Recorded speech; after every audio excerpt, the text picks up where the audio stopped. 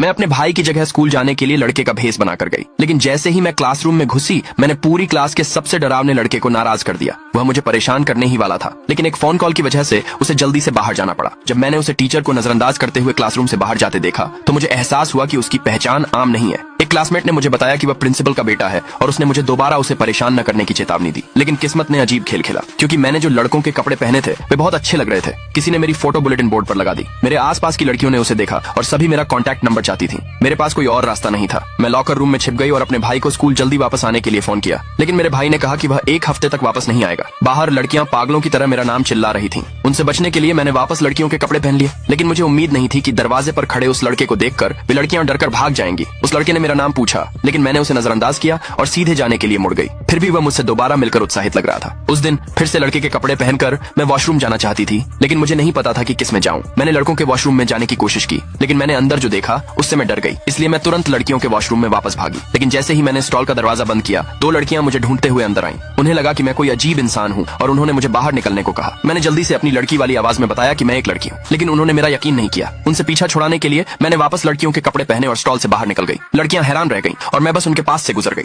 लेकिन जैसे ही मैं बाहर निकली मैं गलती से उस लड़के से टकरा गई। उसने अपना हाथ बढ़ाया और कहा कि वह दोस्त बनना चाहता है, लेकिन मैं उससे दोस्ती नहीं करना चाहती थी। इसलिए मैंने उसे मना कर दिया और दूर जाने की कोशिश की। हालांकि उन दोनों लड़कियों ने मुझे रोक लिया और मुझे दोबारा उससे बात न करने की चेतावनी दी। मुझे पता चल गया था कि उनमें से एक लड़की उसे पसंद करती है, इसलिए उसे चिढ़ाने के लिए मैंने जमीन पर गिरने का नाटक किया। जब उसने मुझे गिरते देखा तो वह तुरंत मेरी तरफ भागा। उसने पूछा कि क्या मुझे चोट लगी है, और इससे पहले कि मैं जवाब दे पाती उस लड़की ने गुस्से से कहा कि मैं नाटक कर रही हूँ, लेकिन उसने उसे पूरी तरह से नजरअंदाज कर दिया। इन्फर्मरी में उसने मेरी बांह पर लगी खरोंच का ध्यान से इलाज किया। तभी मुझे एहसास हुआ कि मुझे सच में चोट लगी थी और मुझे उम्मीद नहीं थी कि वह इतना जेंटल होगा। जैसे ही मैं जाने वाली थी उसने मुझे एक मूवी टिकट दिया और कहा कि यह मिलना मुश्किल था और उसके पास सिर्फ एक ही था।